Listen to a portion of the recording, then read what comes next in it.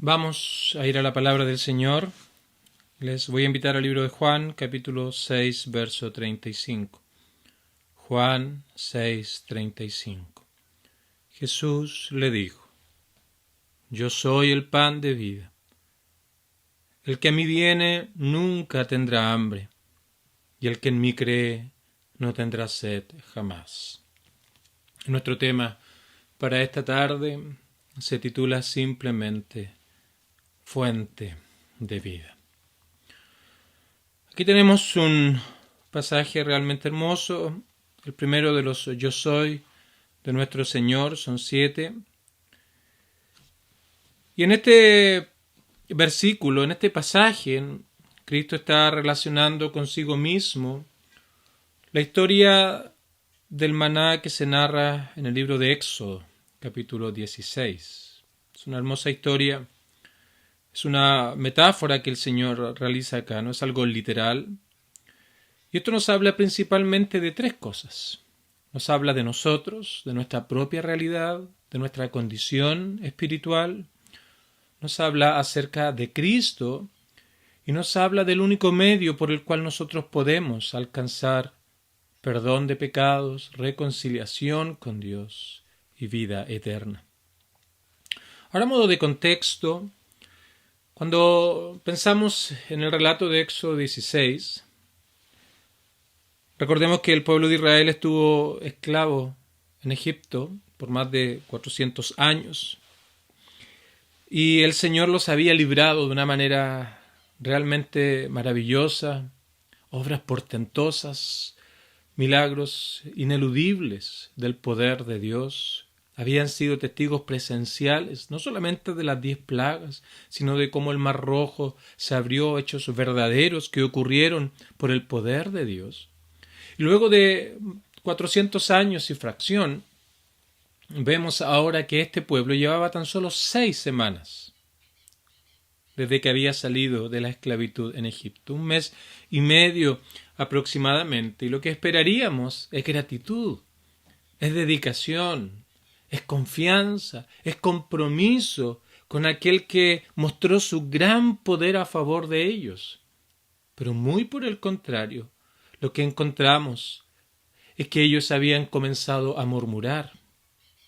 Pero detrás de aquella murmuración que realizaron en contra de Moisés, era una murmuración que estaban haciendo en contra de Dios, porque Dios era el que los había librado, y aquella murmuración tenía su origen en la ingratitud. Todo lo que Dios había hecho en favor de ellos, luego de un par de semanas, ya ahora mostraban una total y completa ingratitud. Y ellos murmuraban diciéndole: ¿por qué nos has sacado de Egipto? ¿Por qué nos has traído a este lugar para morir de hambre junto a la multitud? Y comenzaron ahora a recordar lo que era su vida mientras estaban en Egipto. Ellos dicen: nos sentábamos a las ollas de carne y comían hasta saciarse. Y aquello era una verdad. El problema era la media verdad y lo selectivo que eran para poder argumentar como muestra precisamente de su gratitud. Solo recordaban aquellas cosas positivas, aquellas cosas que les significaban algún beneficio, pero olvidaban por completo la opresión, el dolor, la angustia, las cargas que habían sido puestas sobre ellos, el trabajo forzado que debían realizar, la cantidad de impuestos que debían pagar a los egipcios. Todo aquello lo habían olvidado por completo, por lo cual ellos clamaron a Dios pidiendo liberación, por lo cual clamaron a Dios para que les pudiera sacar de aquel lugar, pero simplemente se acordaban de aquellas cosas positivas para ellos y se olvidaban de la gran aflicción en la cual ellos estaban inmersos. Pero había algo más que habían olvidado. Habían olvidado las grandes obras de Dios a su favor.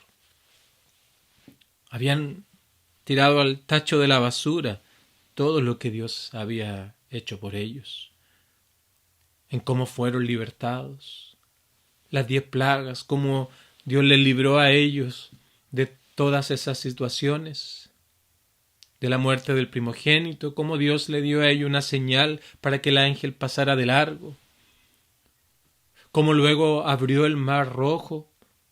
Todo aquello lo habían completamente olvidado,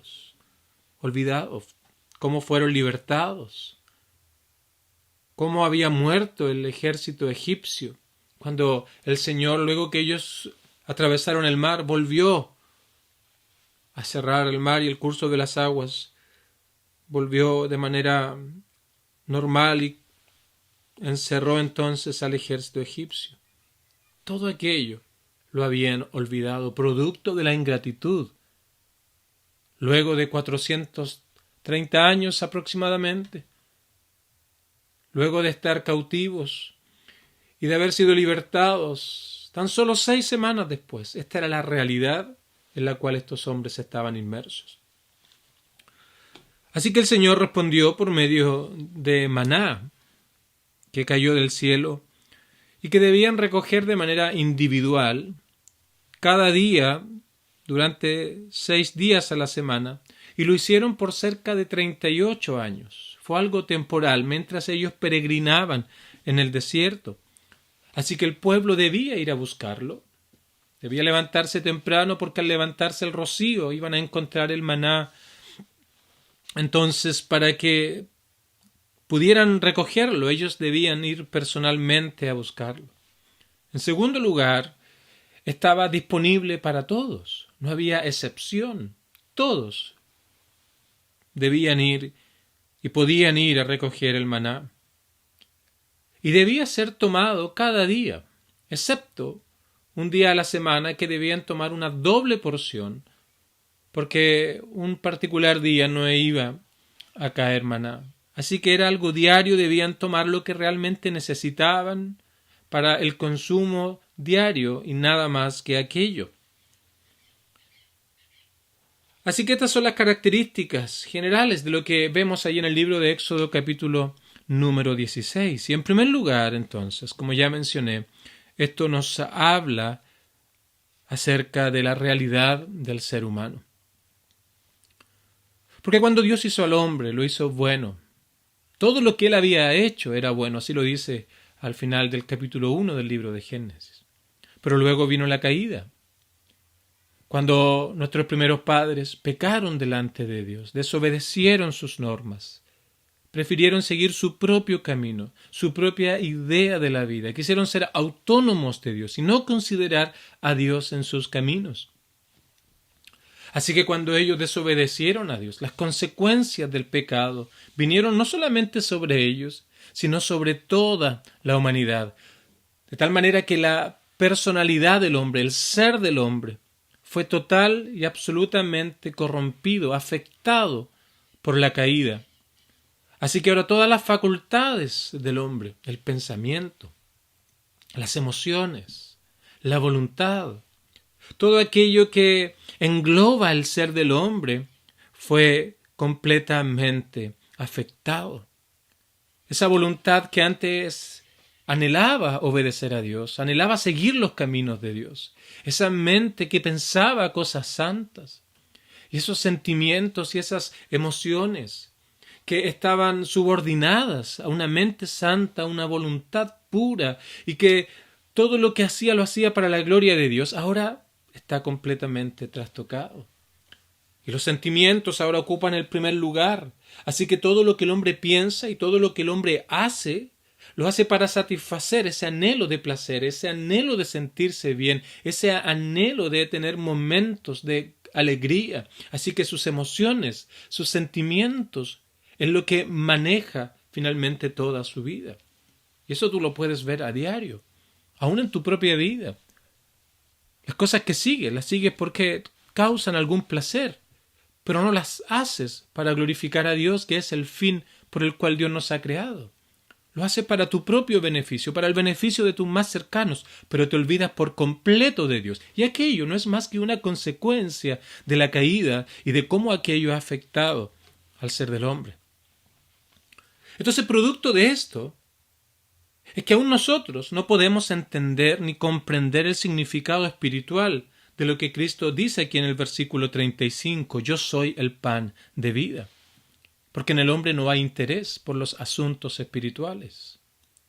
No hay entendimiento espiritual para comprender la verdad de Dios, la verdad de la palabra de Dios. Porque el hombre por naturaleza y producto de la caída en el huerto del Edén está en una condición de esclavitud del pecado, esclavitud de la maldad, esclavos de la ingratitud para con Dios, esclavos de la desobediencia y a la vez son ciegos a las bondades de Dios. Cristo no significa nada, el Calvario no tiene ningún valor. Tan solo muchos se conforman con algún par de días a la semana, privarse de ciertos alimentos, hacer ciertas actividades religiosas, salir a caminar con algunas personas hacia algún lugar en particular, para luego olvidarse por completo, pensando que aquello es suficiente para una correcta comunión con Dios. Y eso no es más que estar cegados, no ver aquellas bondades de Dios que ha hecho por medio de Cristo para que nosotros podamos comprender cuál es la manera, la forma en que podemos realmente ser aceptos delante de Dios. Así que llenan su vida con asuntos materiales, buscando satisfacer, buscando sentirse plenos, dichosos, llegar a ese punto donde ya no se necesita nada, llegar a ese momento donde te puedas sentar y mirar a tu alrededor y decir, ya no necesito nada. De hecho, hay un joven en la Biblia que en un momento vio que tenía demasiado. Y él comienza el Señor nos cuenta esta historia y dice que era un joven rico, que tenía graneros y tenía todo lo que él deseaba. Así que un día tal vez se sentó a mirar todo lo que había conseguido y dice, gózate, tienes todo, no necesitas absolutamente nada. Así que, de hecho me falta, así que voy a tener que construir otros graneros para allí poder guardar mi grano y todas las cosas que voy a producir. Y cuando él pensaba ser algo, cuando pensaba haber alcanzado la plenitud de vida, cuando pensaba haber alcanzado todo lo necesario para tener una vida completamente en paz, sin ninguna preocupación, las palabras de Dios le hablan a este hombre preguntándole, necio, hoy vienen por tu alma, la muerte viene hoy a ti, y todo esto de lo cual tú tanto te jactas, ¿de quién será? Porque para el hombre sin Dios es imposible alcanzar la verdadera plenitud, la verdadera felicidad. Así que su vida es un constante buscar y buscar y buscar satisfacción.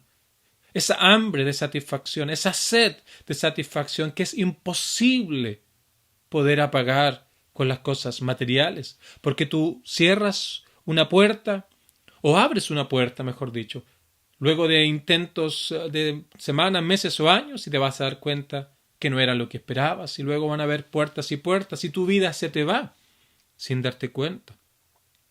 Así que la realidad de estos hombres es nuestra propia realidad. Ingratitud, no considerar al Señor, no considerar las cosas espirituales, sino en murmuración, en crítica, en ignorancia, en indiferencia, un rechazo a Dios, viviendo en necedad para con Dios. Así es el hombre, queridos hermanos y amigos.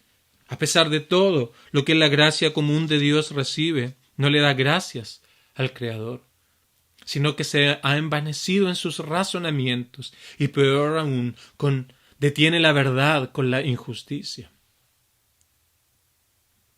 Y de la misma manera como los hombres sin el maná en el desierto estaban muriendo, así el hombre sin Cristo está muriendo en el desierto de la vida. En este valle sin sentido, a no ser que tú halles el real propósito de la vida en Dios. Porque un hombre sin Cristo va camino a la condenación eterna, sin esperanza en este mundo. Claro, llena las cosas, tu vida de cosas, pero cuando piensas desde el punto de vista de la eternidad, te das cuenta que no tienes absolutamente nada. No hay nada más que estar lejos de Dios para siempre. Así que nos habla acerca de quiénes somos nosotros. cuáles son las características que mueven a un hombre sin Dios. Pero en segundo lugar, nos habla de nuestro Salvador, nos habla de Cristo, nos habla del Mesías prometido. Y es realmente hermosa la forma en cómo Cristo se presenta en este pasaje, de una manera tan simple, tan fácil de entender, para comunicarnos las verdades más profundas del Evangelio. Porque el Evangelio es un mensaje simple, fácil de entender. No requieres ir a la universidad, a un seminario, estudiar un par de años para lograr comenzar a entender el Evangelio. Y precisamente esta es la gloria del Evangelio, que hasta un niño pueda entenderlo. Comprender quién es Dios, su santidad, su pureza, su perfección, lo que Él demanda de nosotros. Es comprender nuestra incapacidad para satisfacer las demandas de Dios, que son perfectas, obediencia total, completa a cada instante de nuestra vida. Y el Evangelio nos dice, no, tú no puedes hacer eso, porque tus pensamientos están contaminados por el pecado, tu voluntad está contaminada por el pecado, tus sentimientos están contaminados por el pecado. Hay ingratitud, hay indiferencia, no hay preocupación por las cosas espirituales. Y aquello te imposibilita para poder por ti mismo entonces buscar la comunión con Dios. No es la religiosidad, no es caminar kilómetros golpeándose, no es cumplir ciertas ceremonias dentro de alguna institución religiosa, o no es que algún ser humano te diga, mira, ahora te perdono, te remito tus pecados y ahora simplemente repite estas cosas tantas veces y ya vas a tener el perdón de Dios. Aquello no es absolutamente nada del Evangelio. Y en tercer lugar, te habla de Cristo. Te muestra lo que Él hizo en la cruz.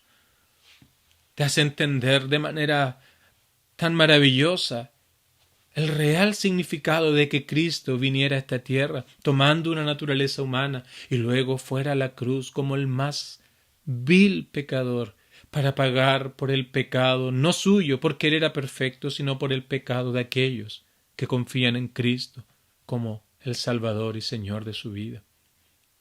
El mensaje del Evangelio es un mensaje simple, y el Señor aquí de una manera tan fácil de entender nos habla acerca de lo que Él hace. El mundo te lleva a consumir, te lleva a buscar satisfacer el hambre y la sed por medio del materialismo, un cambio constante de las cosas que tienes, de las personas que te rodean. Pero Cristo, por otro lado, te dice, aquello de nada sirve. Aquello es un sinfín que gira constantemente hasta que tu vida se acaba, sin sentido, sin propósito.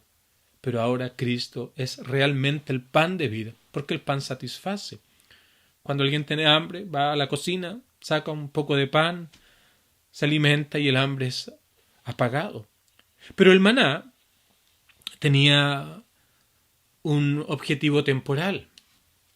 Fue dado por 38 años, mientras estaba el pueblo de Israel peregrinando en el desierto. Pero Cristo, que es el pan de vida, como lo dice en el verso 35, yo soy el pan de vida, es una obra que perdura por la eternidad. No es algo que se apaga, no es algo que termina, porque lo que hace el Señor es transformar nuestro entendimiento, darnos una nueva vida para que comprendamos ahora cuál es realmente el propósito verdadero de la vida del hombre, ese propósito que trae felicidad, ese propósito que trae dicha, ese propósito que trae tranquilidad a nuestro ser. El maná era algo muy pequeño, sin atractivo, no era nada exquisito, nada gourmet, nada extravagante, no era algo que fuera apetecido desde el punto de vista culinario.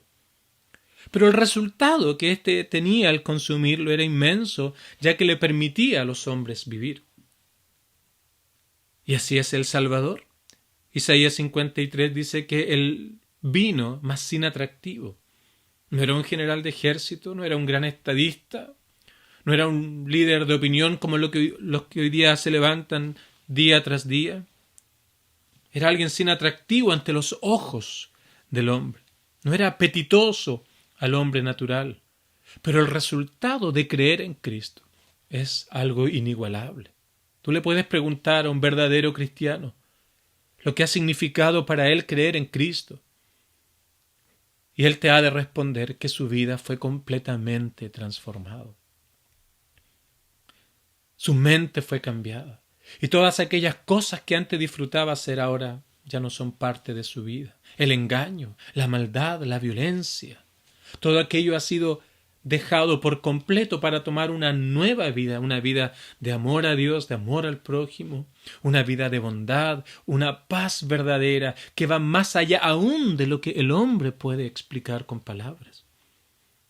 Sin atractivo, sin ser apetitoso al hombre natural, pero el resultado era la vida. El resultado de creer al Evangelio es un resultado inigualable que no lo puedes comparar con absolutamente nada. El maná satisfacía el hambre en su cuerpo, pero Cristo satisface la necesidad del alma, impartiendo vida eterna, poniendo allí la semilla de vida, lo que trae un despertar a estas cosas que por naturaleza el hombre rechaza. Un despertar a esta realidad espiritual de saber quiénes somos delante de Dios, de ver nuestra condenación eterna. Imparte vida que nos da reconciliación con Dios y nos lleva a la vida eterna. Así que no satisface algo temporal, sino que satisface algo eterno. Es algo mucho más hermoso, mucho más profundo que el maná que nos apuntaba a Cristo, nos apuntaba a la obra tremenda y sublime que él hizo. El maná no era algo que fuera hecho en la tierra, sino que era enviado del cielo. Y así el Salvador de nuestras almas vino desde el cielo, bajó de las glorias eternas, de las cortes celestiales, y vino a esta tierra, no escatimando el ser igual a Dios como cosa que aferrarse o como una excusa. Dice que él se despojó de su gloria y tomó una forma de siervo y fue hecho semejante a los hombres. Y estando en la condición de hombre, se humilló a sí mismo, haciéndose obediente hasta la muerte y muerte de cruz.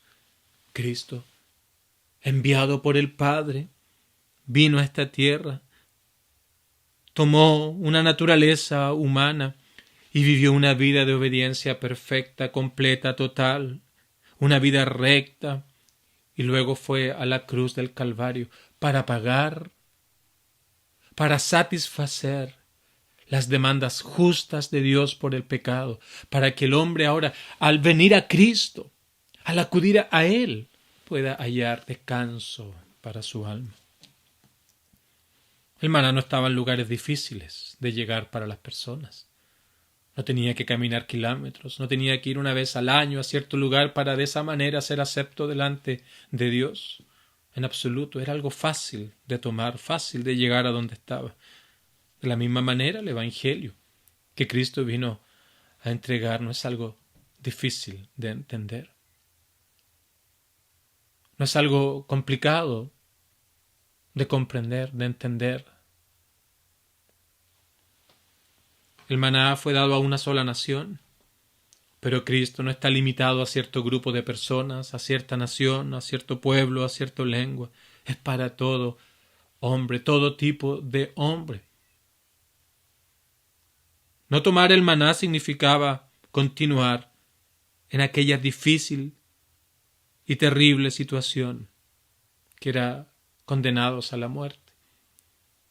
Y no venir a Cristo, queridos amigos, es perseverar en tu condición pecaminosa, en tu condición lejos de Dios, en tu condición apartado de la presencia de Dios, no solamente en tu vida aquí en la tierra, sino para siempre. No venir a Cristo es sinónimo de desesperanza, dolor, angustia, tribulación, muerte eterna. Y el maná era el mismo para el niño como el adulto. No hay 2 evangelios, no hay 3 evangelios, hay uno solo, que es digno de ser recibido por todo hombre, por niño, por joven, por adulto, por anciano. Cristo es el Salvador para todo tipo de personas que vienen delante de Él en arrepentimiento y confiando en Él como el pan que vino del cielo para satisfacer no nuestra hambre terrenal, sino nuestra necesidad de estar en comunión con Dios para hallar vida eterna. Pero el maná no venía por esfuerzos humanos. No había nada que el hombre pudiera hacer. Tan solo él debía levantarse temprano e ir a recoger aquello que Dios había enviado. Y así es la salvación, querido amigo. No hay nada que tú puedas hacer para añadirle a lo que Cristo ya hizo. Es una ofensa a Dios pretender arreglar algo que Cristo, según tú, ha hecho mal o ha hecho de manera incompleta. No puedes generar la salvación para ti. No puedes hacer nada más que venir con tu pecado delante de Dios, con tu vida que ha estado en contra de Dios, y pedirle a Dios que Él te perdone y que Él te haga una nueva criatura. Jesús les dijo: yo soy el pan de vida. El que a mí viene nunca tendrá hambre, y el que en mí cree no tendrá sed jamás. Qué diferente es Cristo a las cosas que el mundo te ofrece. Qué diferente es nuestro Salvador a las cosas que tus amigos te ofrecen.